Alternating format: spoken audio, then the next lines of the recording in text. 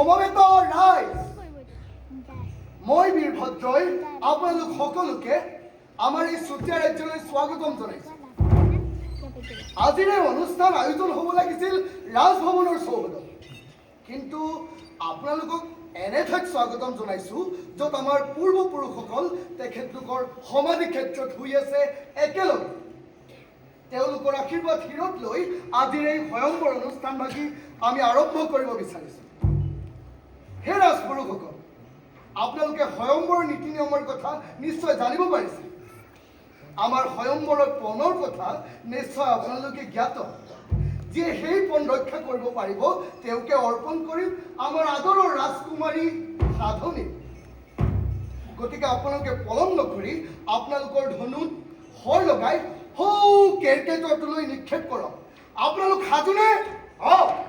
আমি সাজু।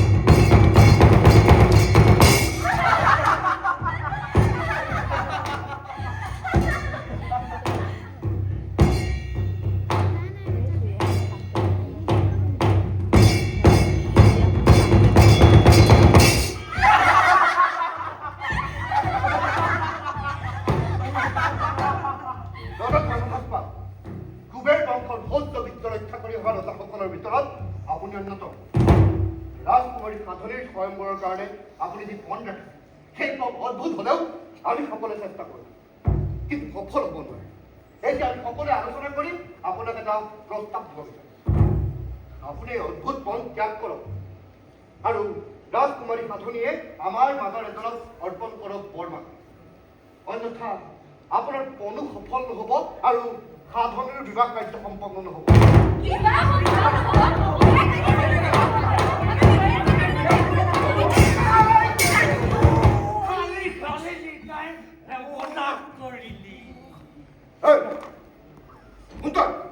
ইয়াত কি কৰিছ? মই মানে চিকাৰ কৰিবলৈ আহিছিলোঁ। মই চিকাৰ কৰোঁ। আমাৰ এই সোৱণশিৰি নদীত সাঁতুৰি নাদুৰি থাকোঁ আৰু এই চৰাইবিলাক ধৰি ধৰি আমি পুৰি পুৰি খাওঁ। নিপুণ চিকাৰী, এবাৰ লক্ষ্য স্থিৰ কৰিলে সেই লক্ষ্য কেতিয়াও ভ্ৰষ্ট নহয়। তোক ঘৰ ক'ত? মই নিতাই, মই এইখন ৰাজ্যৰে প্ৰজা। মই এইখন ৰাজ্যৰে প্ৰজা, মানে মোৰ চিকাৰ এটা লক্ষ্য কৰি কৰি আহি থাকোঁতেনে হঠাৎ আহি এইখিনি ওলালোহি নহয়। ওলালো মানে একেবাৰে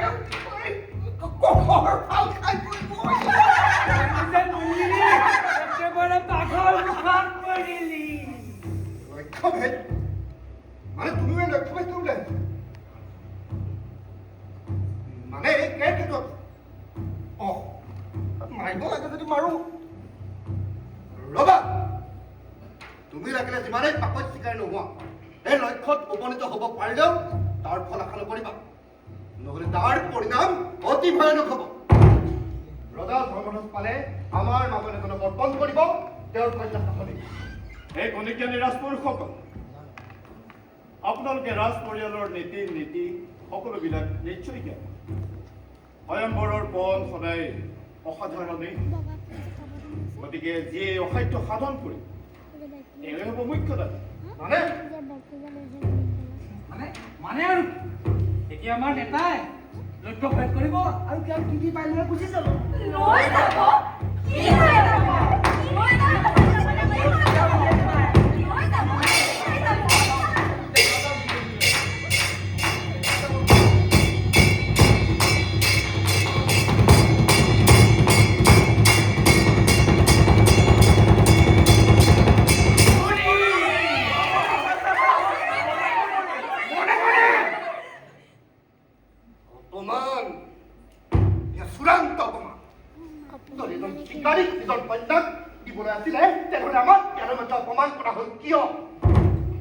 ধৰ্মধস্পা এতিয়াও সময় আছে আপুনি আপোনাৰ সিদ্ধান্ত সলনি কৰি আমাৰ প্ৰস্তাৱক সন্মতি দিয়ক ৰাজকুমাৰী সাধনীয়ে মোৰ ডিঙিত বৰমালা অৰ্পণ কৰে অন্যথা আমাক ইয়ালৈ মাতি আনি অপমান কৰাৰ পৰিণাম অতি ভয়ানক হ'ব অতি ভয়ানক শান্ত হওক আপোনালোক আমাক ভালদৰে বিবেচনা কৰিবলৈ দিয়ক বিবেচনা কিহৰ বিবেচনা উপস্থিত সন্মানীয় ৰাজপুৰুষসকল আপোনালোক সকলোৱে একোজন জ্ঞানী সুপুৰুষ আৰু অভিজ্ঞ লোক আজিৰ এই ৰীতি নীতিৰ কথা আপোনালোক সকলোৰে জ্ঞাত আজিৰ এই পণ উদ্ভুত হলেও এজনৰ দ্বাৰা সম্ভৱ হৈছে নহ'ব পাৰে তেওঁৰ ৰাজপুৰুষ নাথাকিব পাৰে তেওঁৰ বংশৰ মৰ্যাদা এইটো কোনো নীতি বিৰোধ কথা নহয় সেয়া তেওঁৰ কৰ্মৰে প্ৰতিপন্ন কৰি দেখুৱাইছে হয়নে নাই কওঁ হয় চালনা মোৰ ওপৰত কৰা কঠোৰ চালনা ইয়াৰ পৰিণাম অতি ভয়ংকৰ হ'ব অতি ভয়ংকৰ ৰ'ব মহোদয় ৰ'ব আজিৰ এই মাংগলিক অনুষ্ঠানত কন্দিলৰ সন্মান অক্ষুণ্ণ ৰাখি আৰু পিতৃ বাক্যৰ মান ৰাখি মই স্বইচ্ছাৰে ঘোষণা কৰিছো আজিৰ এই পণ যিয়ে ৰক্ষা কৰিছে তেওঁকেই মই বৰমাল্য অৰ্পণ কৰিম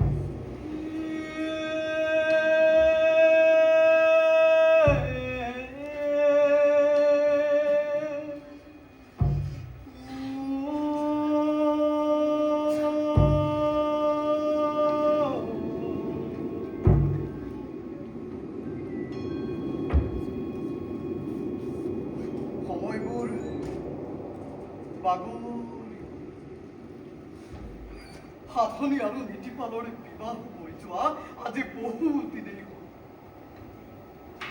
বিবাহোত্তৰ আনন্দৰ যি প্ৰত্যাশা সেয়াও নিৰাশাত পৰিণত হ'ল ৰাজপাট লাভ কৰিয়েই নীতিপাল হৈ পৰিল স্বেচ্ছাচাৰিত কুন্দিলৰ অভিজ্ঞ ৰাজ বিষয়াসকলক তেওঁলোকৰ অধিকাৰৰ পৰা ক্ষমতাচ্যুত কৰা হ'ল। প্ৰজাবোৰ ডাঙৰ খাই উঠিল।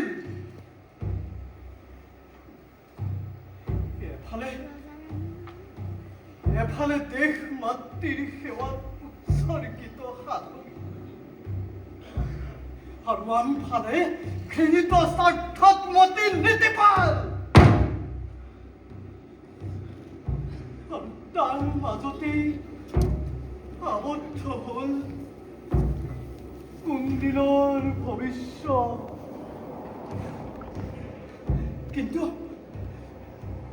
কিন্তু কি হ'ব কুন্দিলৰ ভৱিষ্যত? কি হ'ব?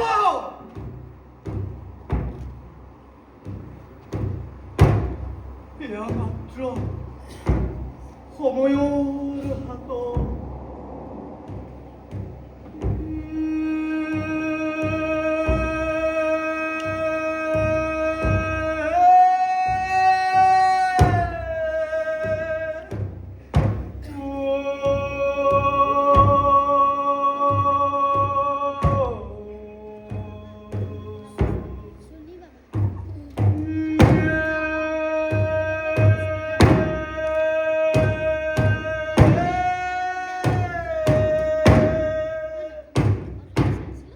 সময় থাকোঁতে কিবা এটা কৰিলে নীতিপালৰ স্বেচ্ছাচাৰিতাই সমগ্ৰ কুন্দিল নগৰক মৃত্যুমুখত কিমান নিজ কিমান ঘৃণিত অভিলাষ পুহি ৰাখিছিল সি।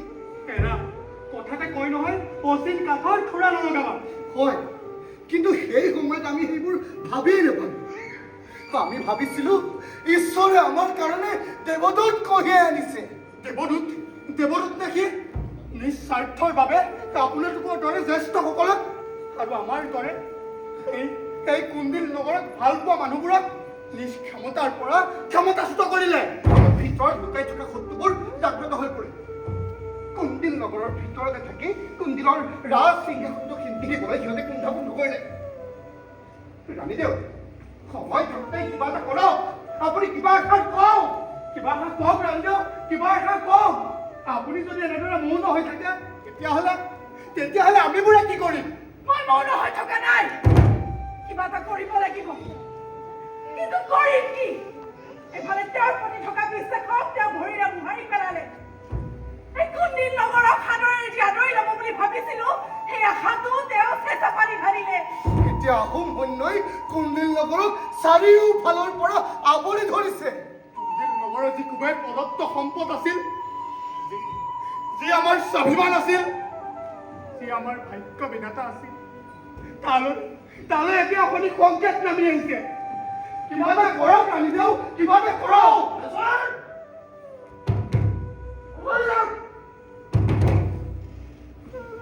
চব খেলিম মই, চব খেলিম। মোৰ বিৰুদ্ধে ষড়যন্ত্ৰ কৰা চব খেলিম। মোৰ লগত থাকিব কি হ'ল মোৰ বন্ধুবৰ্গ আৰু মোৰ আত্মীয় কুটুম্ব। আজি ষড়যন্ত্ৰ কৰিছোঁ।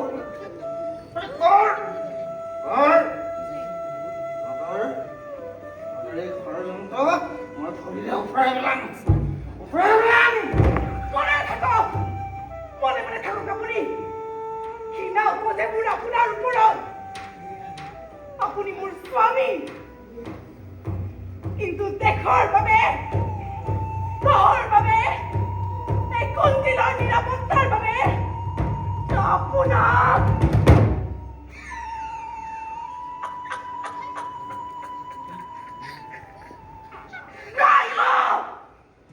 ঘৃণা উপজে মোৰ।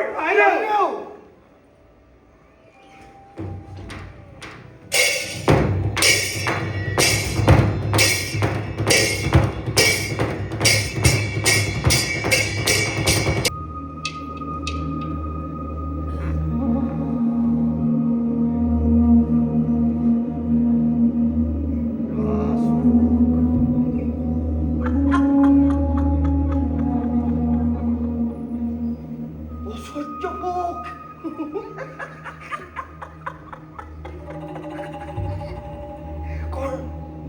কৰ নীতিপাল ৰাজ ভোগ কৰ অসহ্য ভোগ কৰ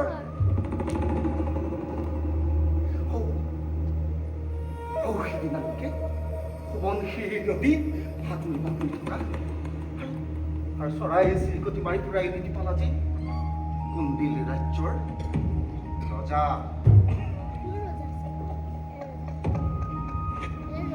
মই মোৰ মনত এটাই কথা কৈ ৰাখিছো, জহান নামে যাকে কুন্দিল ৰাজ্য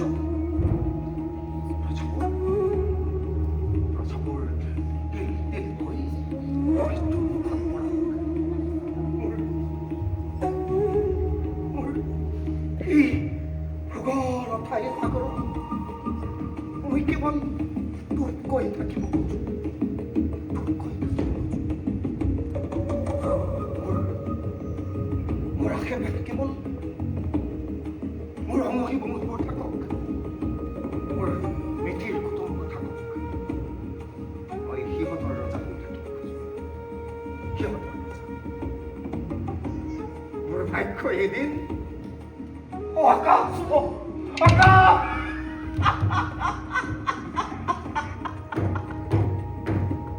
কুন্দিলৰ এই সংকটৰ সময়ত আপুনি ইয়াতে আত্মহত্যা কৰিছে আৰু ইফালে ৰঘুবীৰ আৰু কাশীতৰাই পঠিওৱা সংবাদত গোটেই প্ৰজা আতংকিত হৈ আছে।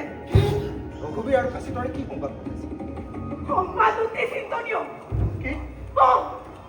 সেই চুতীয়া ৰাজ্যৰ ৰাজাৰ পিতৃ আপোনাক ৰাজপাট অৰ্পণ কৰিছে, কিন্তু আপুনি এইবোৰ কি কৰিছে? এই সমগ্ৰ প্ৰজাসকলৰ আশা ভৰসা আপোনাৰ অকণমান স্বাৰ্থৰ বাবে ভৰিৰে মোহাৰি পেলোৱা নাইনে? পিতৃদিনৰ অভিজ্ঞ আৰু বয়োজ্যেষ্ঠসকলকো দায়িত্বৰ পৰা আঁতৰাই আপুনি ভুল কাম কৰিছে। কৰিছে সেই কথাই প্ৰজাৰ লগতে মোকো বৰ কষ্ট দিছে, কাৰণ মই আপোনাৰ পত্নী। মই কেতিয়াও নিবিচাৰো এই সমগ্ৰ প্ৰজাই আপোনাক এজন বিশ্বাসঘাতক পাঠকী ৰূপে মনত ৰাখক। ৰাণী, ৰাজপাট গ্ৰহণ কৰি মই নতুন মন্ত্ৰীসভা গঠন কৰিছো আৰু তাত মই মোৰ বন্ধুবৰ্গক স্থান দিছো। মোৰ বন্ধুবৰ্গক আঁতৰাই কথাটো মোৰ কাৰণে সম্ভৱ নহয় আৰু মই জানো মোৰ বন্ধুবৰ্গৰ মোৰ কাৰণে সদায় ভাল কামেই কৰিব। ৰাজনীতি কি আপুনি এতিয়া অনুভৱ কৰা নাই? ই অতি বিপদজনক কথা। এই কথাই আমাৰ সহ্য বীৰ্য আৰু গৌৰৱ সকলো ধ্বংসৰ মুখলৈ ঠেলি দিছে। অতি মৰ্মাহত হৈ পৰিছো। এজনী নাৰীয়ে স্বামীৰ ওপৰত বিশ্বাস হেৰুৱালে যি অৱস্থা হ'ব পাৰে, আজি মোৰ সেই অৱস্থা হৈছে।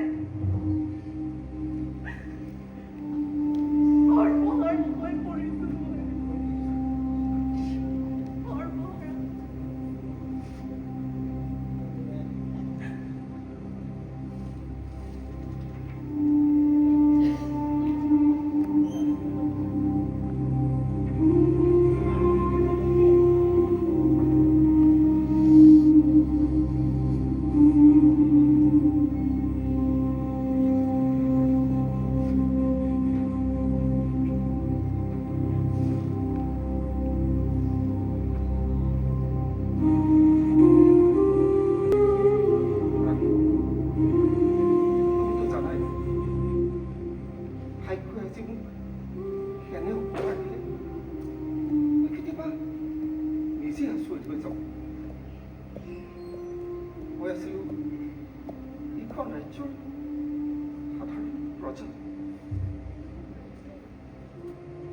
ৰাজপ্ৰসাদৰ এই ভোগ বিলাসৰ মাজত মই কেতিয়াবা নিজকে অচিনাকি যেন পাওঁ।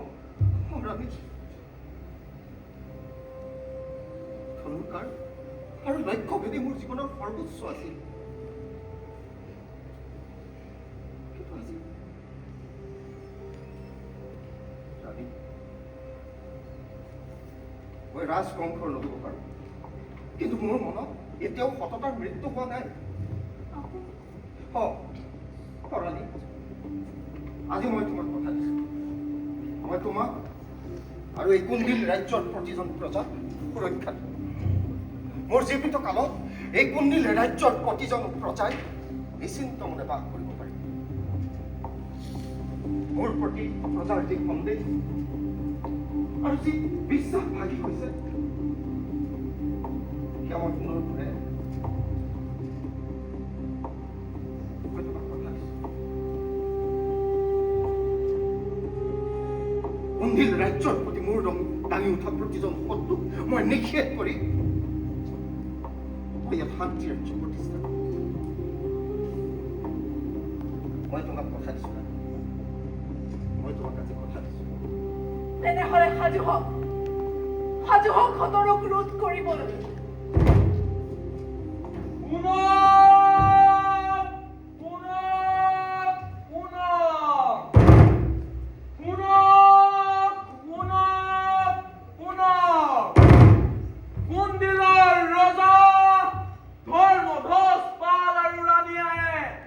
জীৱনৰ সকলো মোহ মায়া ত্যাগ কৰি এক বানপ্ৰস্থ জীৱন গ্ৰহণ কৰে।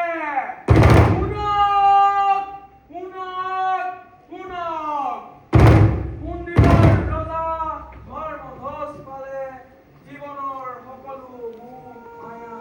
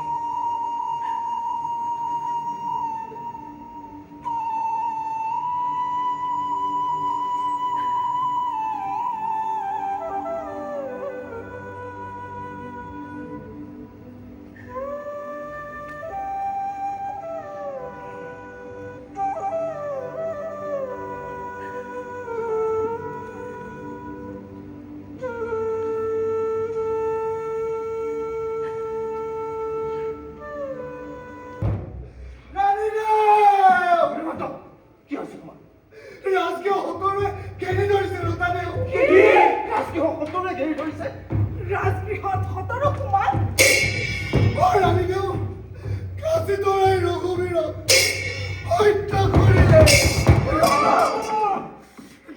ঘাতক পাতকীটোৱে এই ৰাজগৃহৰ পাতকে ৰঘুবীৰক হত্যা কৰি ৰাজগৃহৰ দুৱাৰ মুকলি কৰি দিলে।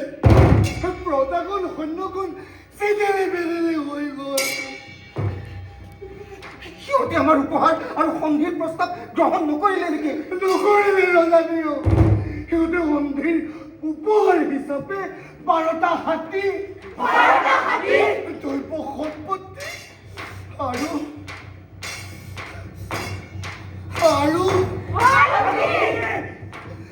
ৰাণী সাধনীকো বিচাৰিছিলে। ৰাণী সাধনীক বিচাৰিছে, ৰাজ্যৰ লক্ষ্মীক বিচাৰিছে,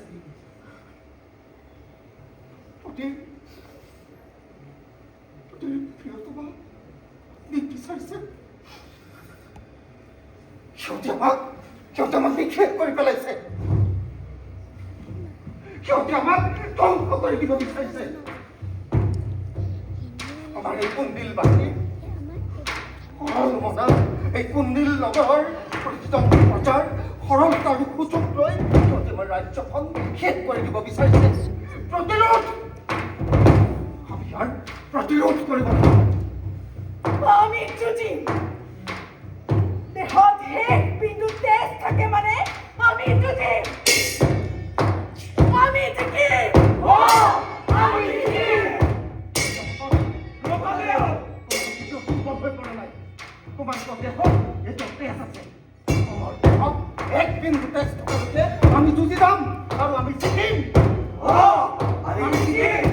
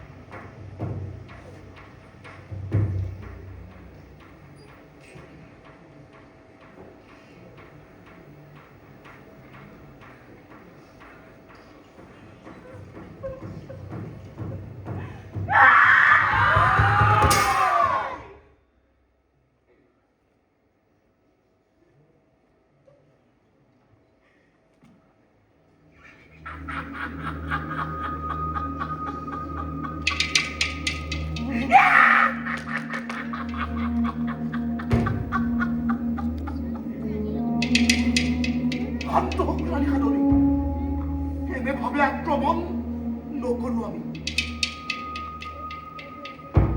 মই জানিছিলো আমাৰ এই আক্ৰমণ ৰুচিব নোৱাৰে। সেইবাবে লগত লৈ আহিছো আহোম ৰাজ কাৰেঙৰ পৰা এক সুন্দৰ প্ৰস্তাৱ। আহোম স্বৰ্গদেৱে এগৰাকী নাৰীক বশ্যতা স্বীকাৰ কৰিবলৈ বাধ্য কৰা এগৰাকী নাৰীৰ খোজে মাথো সন্মান।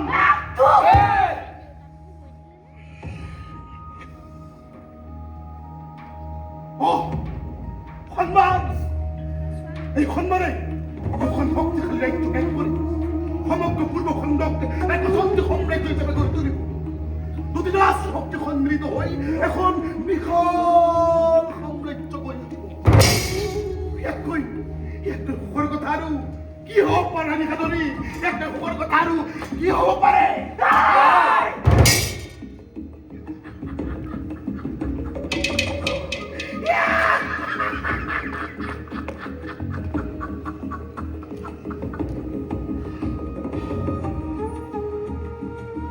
আহোম স্বৰ্গদেউৰ এই মুদ্ৰা গ্ৰহণ কৰক। আপোনাৰ ৰাজবংশৰ দৈৱ সম্পত্তিৰ সৈতে আহোম স্বৰ্গদেউৰ ৰাজস্বাধীন মুদ্ৰা গ্ৰহণ কৰক। আপুনি প্ৰস্তুত নে? আমাৰ এই দৈৱ সম্পত্তি ক'ত আছে একমাত্ৰ মই জানো। ইয়াৰ ৰক্ষাৰ বাবে নাৰী সমাজে আত্মজাত দিবলৈও সাজু আছে। আত্মজা দিবলৈও সাজু আছে। বিচাৰ জগন্যসকল ৰাজধানীৰ পৰা দৈৱ সম্পত্তিসমূহ কাঢ়ি লোৱা।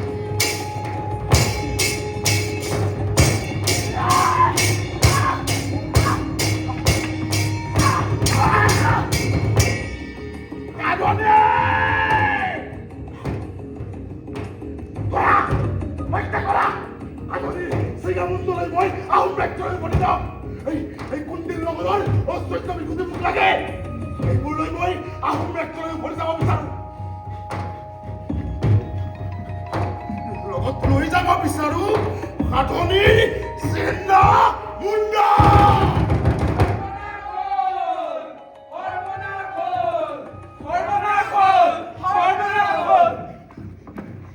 সৈন্যসকল, কনচেন বৰপাত্ৰ গোহাঁইদেউ সাধনে নিজৰ দেশ আৰু স্বাভিমান ৰক্ষা কৰিবলৈ ওখ পৰ্বতৰ পৰা জঁপিয়াই আত্মজাত দিলে।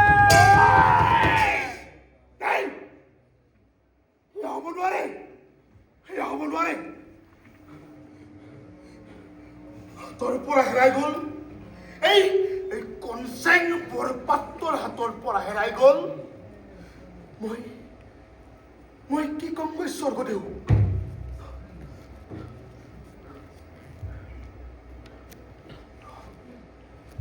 এজনী নাৰীৰ ওচৰত মোৰ পৰাজয়।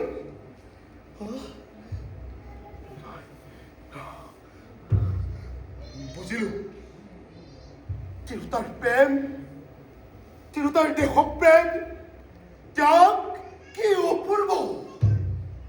পৰাজিত হৈও স্বধৰ্ম স্বজাতিক ৰক্ষা কৰি বিজয়ৰ বন্তি জ্বলাই গলা হে মহিয়সী। তোমাক জনাইছো মই সচৈধ্য